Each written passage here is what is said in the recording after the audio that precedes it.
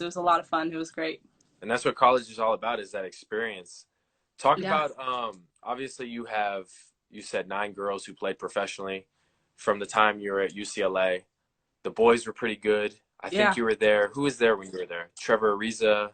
Trevor Ariza was my class. I mean, Cedric Bozeman, Alfred Aboya, Luka Mbamute, Russ Westbrook was there. Ryan Mhm. Hollins was So, there.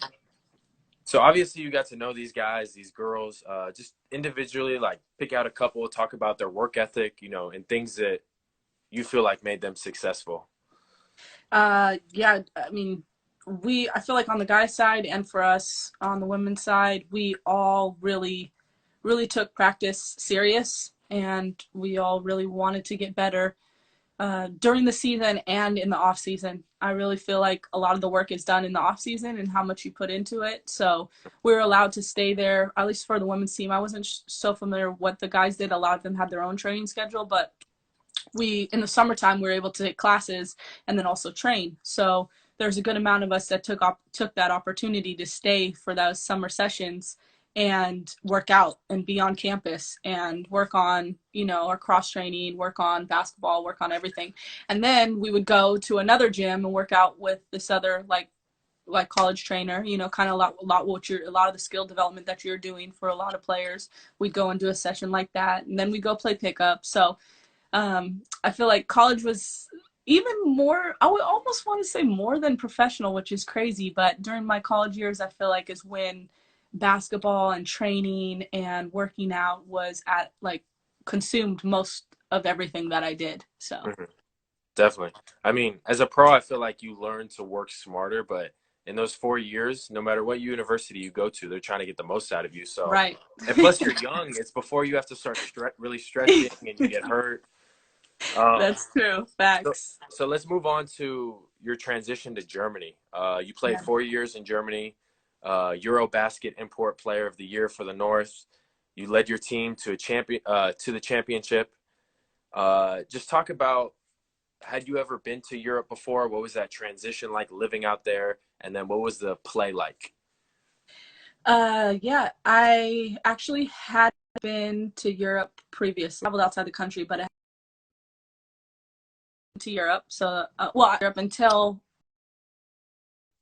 right after graduation. Hmm.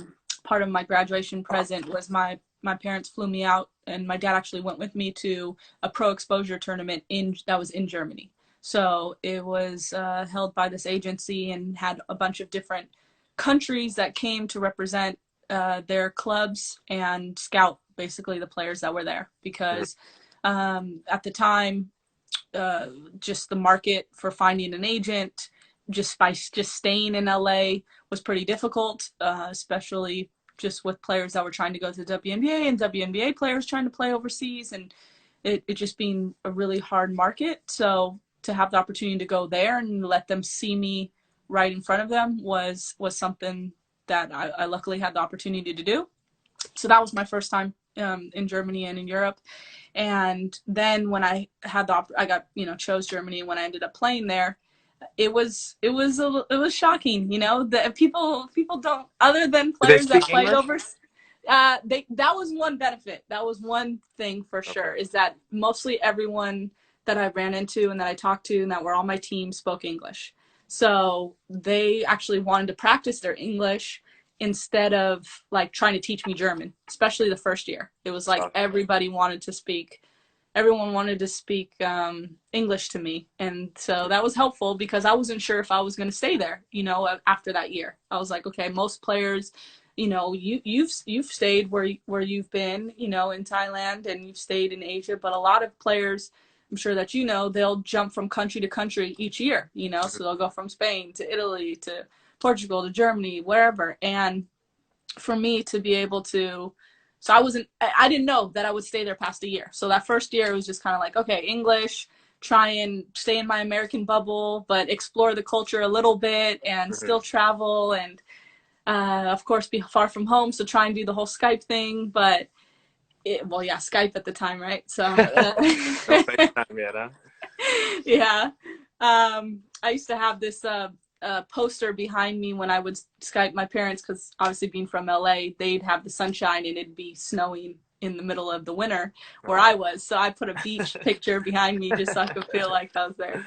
But yeah, it was an experience for sure. But some of my best friends to this day are those that I met from Germany that are German. So that's why earlier I shouted out there was a few of them that kind of That's came on awesome. here. Yeah. So um, Yeah, yeah, there's actually a couple Filipinos who are from who live in the Philippines, and it's like 4 a.m. there, and they just like yeah. tuned in. Yeah, that's amazing. That's Yeah, amazing. Yeah, you're a legend in yourself, so it's kind of funny that you're no. doing But these talks. talk about a little bit what it was like. Obviously, we see that picture of you standing next to the bus, and you're just like completely across the bus, holding the ball, promoting a game. So, what was it like? Going to Germany, this new country. What was it like playing out there, and what was it like being the face of your team? Yeah, I mean that first year, like I had said, I wasn't really sure what was going to happen next. My goal was to maybe even go to a different country. So basically, it was be the best that I could be. Like really ball out. It's actually a very very funny story. Is that, well, it's funny now, but I actually broke my finger and had to have surgery 2 weeks before I went out and played my first season.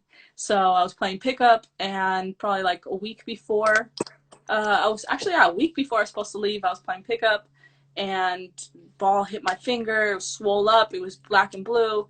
Thankfully, like UCLA, having gone to UCLA, they took care of me. I was still like in the system, I guess, and like they went to see me one That's person love to, right there. yeah, one person to the next person. Then they were like, "Oh, we need to see a specialist," and I'm just like, "Can I just put some ice on it?" Yeah. But it ended up being broken, and I wanted to see the specialist, and I'll never forget this. He was like, "Okay, yeah, you got a couple options, um but I need you to undress and put in the robe on because we're going into surgery." And I was like, I That thought quick. I was just getting like checked out, like now I Yeah. have to have surgery. And he's like, "Well, yeah, you have two options. You can either do one method and you be out for 2 weeks, or you can do another method and be out for 6 months." And I was like, "Well, let's do the 2 weeks because I'm not, I had already signed my contract in my mind, like I'm going there, like Hmm. nothing's stopping me." And so went out there, and I didn't even had a press conference like the first, right when I got there, had this like ace bandage wrap around my hand that I had to have. And they asked, and I was like, "Oh yeah, I just jammed it." Like, Yeah. did not tell anybody, did not tell But you anything. have to, you have to, Yeah, because the rate at which these teams like replace players is ridiculous. They'll replace you exactly. so quick. And Right. it's funny you're telling this story because this season in Indonesia, Yeah. right before I went, like 2 weeks, I was playing in an adult league game, and the same thing happened. I jammed my finger, it broke, it swelled up, and then I didn't get surgery because I thought, okay, well, this is going to take too long. I didn't tell Yeah. anyone, and so I just was taping it all year. And then by the end of the Dang. season, it was so messed up. It was like almost like falling off my hand. Jeez. Yeah. So luckily, like Yeah. I have this time off. Like this is the only way I'd probably take a little time off. Yeah, to really heal. I mean, that's what it is. Like that's what I did. I taped it all season. I had this little kind of like brace-ish thing that just protected in case I got like knocked too hard. Hmm. But yeah, there's Adam. He missed There he the is. We got a he'll question have, for you later, Adam. he'll have to play it back. But Oh, yeah. But how do you then how do you so I feel went like? out there and I was just like, go ahead. Go ahead. Go ahead. No, no, my fault. My No, fault. I was just saying. You, Then I just Carlos. was like, luckily my coach just got married. Everything, timing, luck plays a really big part. Definitely. Belief, faith, all of that. It's not just skill sets. Everything has to align. And I'm very fortunate in that way. My coach was leaving for his honeymoon because he had just got married, so we weren't going to have practice for a week. So I had like the perfect time. I was like, "No, well, I'm not practicing until my coach gets here," and I just like avoided the Things just team. I just, aligned. yeah. Well, it's true. Like, there's nothing I could do. Hmm. So, luckily, as soon as I was still keeping in touch at home what I needed to do, and as soon as I got the go ahead and I went out, I was like, all right, this has to be the best season ever, and I have to just enjoy it and play as hard as I can. And Yeah. the city rallied around us. They really wanted our women's team to do really well, and the fan base was crazy because we had a pretty good team, and we had a really good chance to even continue to move up. And so yeah, they got some pretty big sponsors, and my that year I was the only American on the team. Um, She, and so you had yeah, a heavy so load. yeah, exactly. But I was watching some tapes and I was like, I had the super green light though. Oh man, I So bet. And yeah, it's but funny then because I was just talking to Christian Charles, and he's like yeah. he played at Villanova, 12-year Hmm. vet, played NBA summer league with D Rose, all these crazy stories, and that's what we were talking about. Is a lot of these countries you have to share minutes. You Right, know, there's only like a certain amount of imports that can play, like two or three at a time, and you may right, have 3 to 5 on your team. And that's what I struggled with this year, is like finding that rhythm and keeping that rhythm when you're sharing minutes, because when you're allowed to play the whole 40 or 48, you have the green light. You can make a mistake and get it back on right, defense, you know, right. or you could take a quarter or two to kind of get into your rhythm. Talk a little bit about how UCLA prepared you for playing in Germany. Um, just in growing as a player, playing against those players that I said, Nikki Blue, Lisa Willis, Noelle Quinn, Lindsay Plummer. I have to mention their names Yeah. because Did you ever they're play just the Did amazing you ever play players. the guys in open gym? So we not a little bit, a little bit. We played mostly with like the football guys and guy. The wooden center was where everyone came to play pickup, Mhm. and so sometimes the guys would come to have to do spring workouts and do pickup, and so they would come. The Yeah. football team Because would be there, because and I would pay to see a young Shaina Zaidi versus Russell Westbrook in a open gym. I know that would be, yeah. I'm sure there was a couple times when we were in there together. I mean, like the football team would be in there, the men's basketball team, us, we'd all like have pickup and play Mhm. together. So those were some fun times. Those were I some really bet. fun times, actually. That's awesome. That's a lot of talent in one gym. Yeah, I mean, seriously. Hmm. So what was the hardest part about playing overseas? Um, the hardest part is the distance from being home, I would say. That first year especially was exciting. Again, I was super focused on wanting to really make an impact, and obviously how the city rallied around us, being on the bus, everything like that. I felt like I had to perform, and there Mhm. was a lot of, I've spoke a lot about positivity and people that have supported me, but there's a lot of doubters and naysayers. Everyone has them. So it was like, proving them wrong as well, that, I could do it, and not only do it but be super successful as well. Definitely. And so all of those things going together probably was exciting, but then the distance, not having my parents and family at the games like they used to, growing up, I stayed in California all the way up until then. So it was not having that family and friends at a game, or just missing days to, like, because I'm tired, to try and stay up, or to talk with the time difference, 9 hour time difference. So Mhm. some of those things that would have probably, I'm actually privileged to say that was the most challenging thing. It wears For on sure. you a little bit, but everything else was super exciting. So Yeah. So after, all the success, I mean, you got imported the year in one of the toughest leagues in Germany. Um, you come from UCLA, you led your team to the championship. Ultimately, what led to you retiring? that's a good question. You know, I high school's what, 4 years. College is 4 years. I played 4 years overseas. For some, that's a short season, short Sheesh, four, career. four, For four. many, that's longer than they Yeah. could even have dreamed of. So I felt like I kind of hit that sweet spot that fourth season. A lot of things changed with our city. After the first year, when I decided to come back to the same team, I ended up signing for 2 years, which is not another thing that's not always that common. But No. yeah, I felt the How commitment did you that. broke? How did you broker that? Because I read that you were also like working with the club's management, like to help market the team and get sponsorships. Yeah, And I yeah. mean, I that's mean, stuff you do now, so it's kind right. of cool to see that. Yeah, I've definitely learned it out there. I Hmm. mean, I came really close with the fans, with the managers, and I want to learn like even more things, like how, okay, I have to go meet with these sponsors, but like what's the involvement and what's the business side of things. I always had like a little bit of interest in that, and I actually helped three or four of my friends get placement overseas while I was there, by just like That's what I'm connecting, talking having good about. relationships. Yeah, so Yeah, I see you doing that all the time, posting stuff definitely. about, players that are looking for, clubs, and clubs that are looking for players. So I was able to help Well, with doing that. And that's great that you do that, because so many players are just so focused on their careers, and they feel like Hmm. if they help anybody else, it's gonna hinder what they're gonna accomplish, Right. or deals they might get. And it's like, man, all this is gonna do in the big picture, big scheme of things, is more teams are just gonna be asking you for players. If you get one team a player and they do Yeah. really well, they're gonna keep asking you, and then another club's gonna see, and it's just like the snowball effect. Right. No, So, absolutely. And so because of that, after the first season, it kind of was like both ways about me still wanting to be out of there and maybe going someplace else. And then at the same time, having like some unfinished business and wanting to really kind of go back and play with the club. And mhm. so just a combination, it worked out with my agent that like the best deal for everybody was to then have that commitment for a 2-year sign. And so then after that, after my third season, things were still going pretty well and they wanted me back again. So then going into that fourth season, a lot of things changed from when they were that first year. Honestly, I was lucky that it lasted as long as it did, because as I'm sure you know, and a lot of people don't know, management can change hands very often.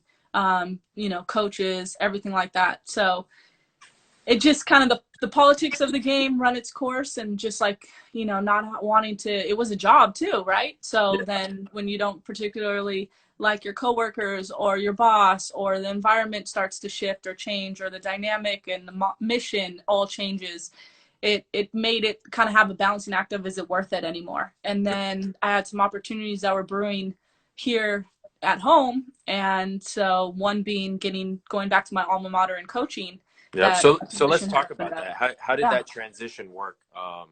Because you obviously went from being a player all these years, Right. Germany, and then you go back to your alma mater, Marlborough, and you're the athletic director, correct? Yeah, I was assistant athletics director and then basketball assistant. I started off as basketball assistant coach for varsity, and I also coached tennis. But yeah, um, came right back into while I was overseas, there was a parent of a girl that ended up going to Marlborough, who I had gotten to know because they came to all the UCLA games and they came to UCLA camp. And so then when his daughter went to Marlborough, he was just like, excited about that the fact that she kind of went to Marlborough same way that I did. And he's like a big basketball guy, so he had followed my career. And so he actually reached out to me telling me that there was a opening coaching position. They were looking for a new coach. Hmm. And so, I wasn't let my college coach Kathy Olivia tell you, she predicted that I would be a coach at some point in my life after, coaching me for 4 years. But let me tell it, and I was like, I'm never coaching. Like, Never. I didn't, not in the team aspect. Like, I Yeah. don't know, I don't know why I didn't want to do it, but I just, probably because I knew how passionate I would be for it and how much it consumes you. So, Mm. and how stressful it can be, and how much, you devote your life to these kids to Yeah. like get them better. So Yeah. that's And there's probably why. actually there's actually one guy, little Yeah. baller SCV right Yeah. here, Anthony Falseca. He went to Canyon. He's a little bit older than us. Mm-hmm. He coaches at Saugus for girls, so he's got a Oh, couple very questions. cool. But Anthony, she answered these questions early in the interview, so once this is over, it'll be up for 24 hours, and you can replay it.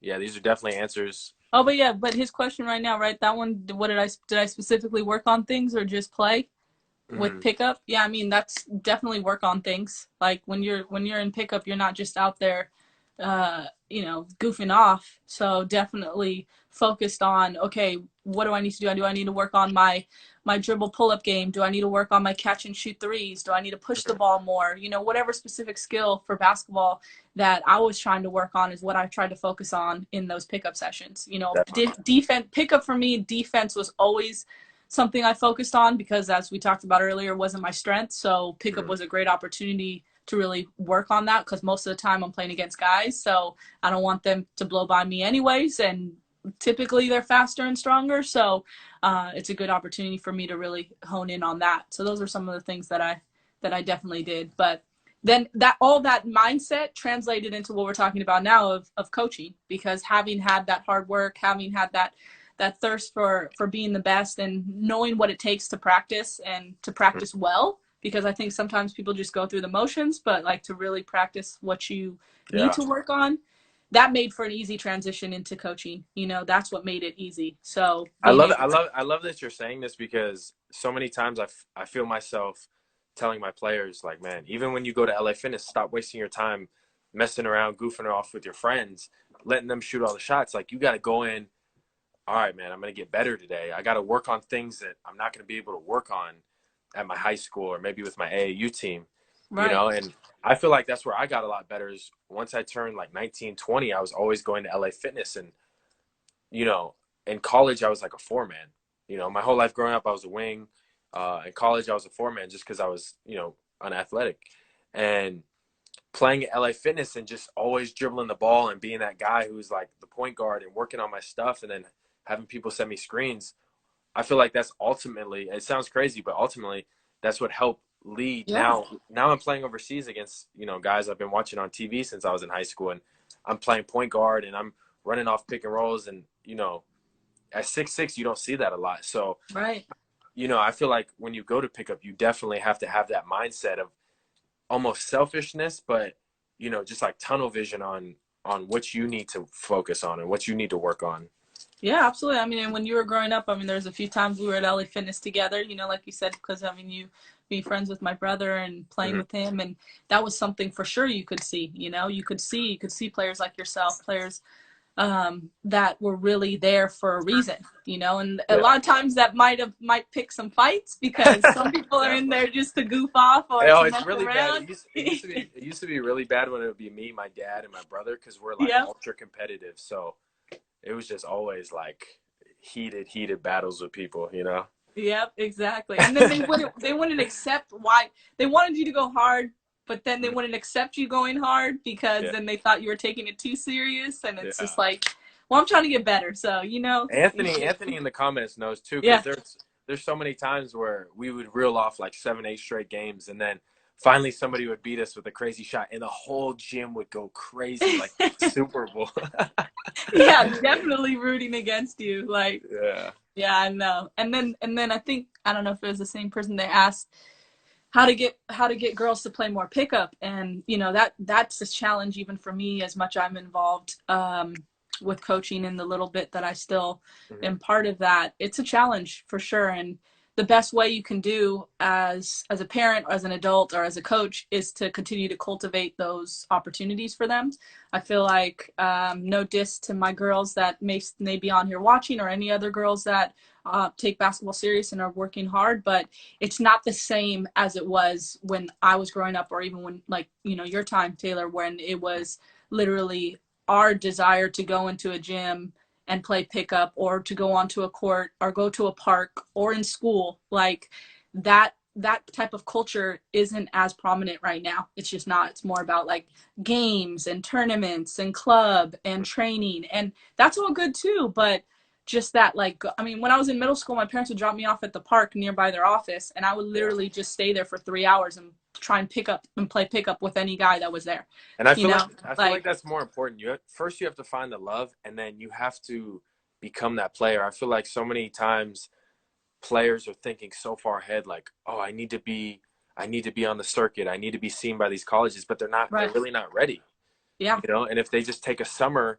and they develop all those skills and they really find that love and that hunger for basketball, you know, it could really change their life. yeah, yeah. So just to create those opportunities, that's why when you asked if I play 5-on-5, I mean, like, I try, and because I coach and have access to the gym at my alma mater, I'll like put on some like controlled scrimmages just so that way it feels like pickup, but at the same time, they're able to like work on things, and we're all able to work on things. So some days I'll just like literally want them to have the love of the game and go out there and play and just practice and do whatever flows comes to you. And Hmm. sometimes I'll have to be like, okay, guys, like you should have saw this, or like let's work on this, or different things of that nature. And so How do you feel like you can motivate girls? Like, do you feel like girls are as motivated to play as boys? Because I have two girls, just off the top of my head. Ashley Onay, she goes to Cal State Fullerton, and yeah, Ryan Payne from TCU.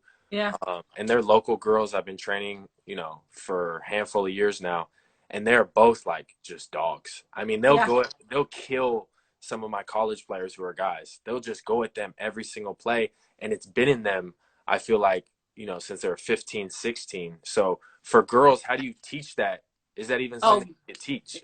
yeah, well, Ryan's had that for way before that because I wanted her to come to Marlboro. That's when I was coaching there. So I know the family very well. And yeah, she's a baller for sure.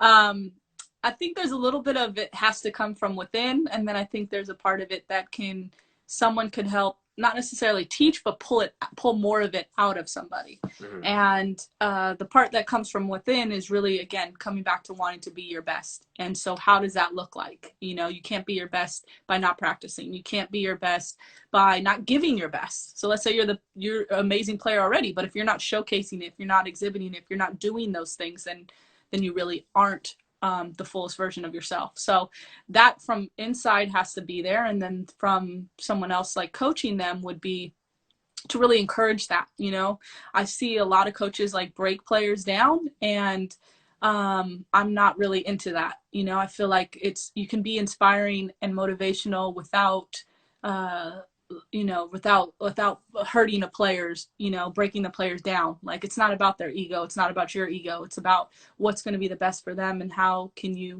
that tough love thing. I don't really think that's a real thing. You know, I've had hard coaches and I've had stern coaches, but there has to be some kind of care for that player. Definitely. You know, you have to really care about them, and they have to know that and believe that. And then you're able to get more from them. So Definitely. There's a good question on here. Yeah. With the whole equal pay thing going on with women, okay, that was worded not so well, but how do you keep females from not being discouraged? Oh, what's up, Channing?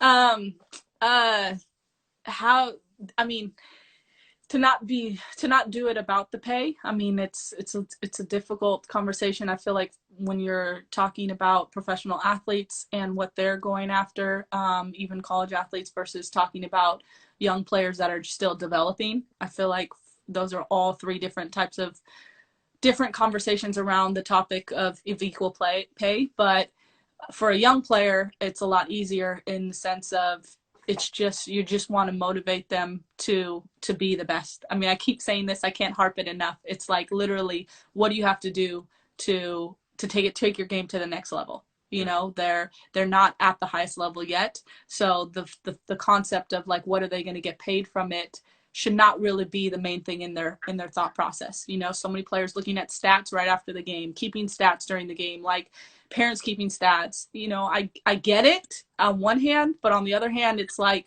that's taken away from the main focus of just really going out there and competing and being the best. So that should be the primary focus. It should not be on the accolades or the payment or what's going to happen next. It's more just about taking your game to that next level. And then for professional athletes, I mean, that's a whole nother conversation. I mean, and that'll be another podcast, for sure. So I'll leave that right now. I'll leave that in full support to the women's national soccer team, who's doing an amazing job in spearheading that movement towards equal pay and just continuing that discussion. So they're the ones that are speaking very high, very educated, and very, really making a dent in that and moving that forward. So. And I feel like at that level, it's almost crazy that our women's team, who is so much more successful than the men's, honestly, in my opinion, more exciting when it comes to soccer. Just seeing them win, seeing their passion, seeing USA across their chest. It's crazy what they're getting paid compared to the men. Yeah. Do you feel like that'll ever change? I mean, it has to, right? It has to. I mean, we're in difficult times right now, in the fact of, not being tone deaf to the current climate of what we're all facing, being at home right now, and just so many people with their jobs and livelihoods. So keeping that paramount. But then, as we come out of this, which we will, and we will be stronger because of it, then that conversation, it's going to continue to be in the forefront. It's going to be something that needs to change. Women are leading the charge in so many different ways, and for there still to be, pay gaps it's really should have never been a thing of the times, but definitely is a thing of the times, so it needs to change for sure. Definitely. Very well said. So we only have 4 minutes left. Sure. With these last 4 minutes, let's just kind of go back to TuMe. Obviously, TuMe is blowing up. It's in correct me if I'm wrong. It's in Sprouts nationwide. We did a deal with Sprouts nationwide, and right now we're working on bringing it more at a regional level. Okay. There's a lot of logistics, a lot of things that we've learned along the way as far as from distribution, and it's difficult even especially now. That's why a lot of the grocery markets are empty because of just like supply chain, truck drivers, distribution. And so a big push that we were doing going into this year, which now hits even more the nail on the head, is really connecting with our consumer base direct and Mm-hmm. focusing a lot on digital and online. So more people before even the past couple of months, more people were shopping online than ever before, and especially now. So it's an easier way to kind of have that convenience at your home and to stock up. So a big focus for us is our current website, Yeah. channeling obviously the other channels, and then shaking it out to be offered more nationwide through some more. We're working on some bigger retail relationships. So. And TuMe is um obviously you guys are like very involved in different events Mm-hmm. in the sports world. I saw you guys at Coachella. You do things with Lululemon. How important is that for a company that's, coming from the ground up? Yeah, I mean, for me, it's the most important thing. It's one thing that we're a family focused company. We started it together. All of our partners are really close to us, and we wanted to continue to spread that message. And so about community and about family, and so working with key partners to bring that to like uplift their experience by offering a good product, better hydration, and just kind of elevate that experiential marketing kind of activity is what was a big focus for us. And then just like supporting one another, like that's why I personally come out to your camps, because it's like We appreciate it. yeah, we have friends that are doing great things, right? We Yeah, all do. definitely. So in our network, so why not support in the best ways that we can? That's at Yeah. least how I see it. Sometimes we can, sometimes we can't, but Mhm. if it aligns, like why not? And I want to be there. I want to connect with those consumers. I want to connect with that audience. I want to see and hear what are they talking about our product. Yeah. We're still in that way, we're still young to, and I feel like even actually bigger companies like the Nike and Adidas of the world, they even pay Hmm. marketing companies to go and do that, right? Because Yeah. they still want that organic experience. And so we're at a stage where we can do it hands on, and that's, Mhm. I bring TuMe to my pickup sessions. So And everybody, man, everybody has such great reviews for TuMe, and I feel like anytime we leave it out in the open, I turn around and it's gone. So I think that says everything you need to know about TuMe, and it's super yeah. healthy. But anyways, we're about to get cut off because the session's Okay. about to end. But I just want to say thank you so much for your time. Thank you for your inspiration, and Thanks a lot, stay Taylor. healthy and give your parents the best. I appreciate it. Thanks a lot, Taylor. Thanks for doing this too. No problem. I'll talk to you All soon. right. Talk to you soon. All Bye. right, see ya.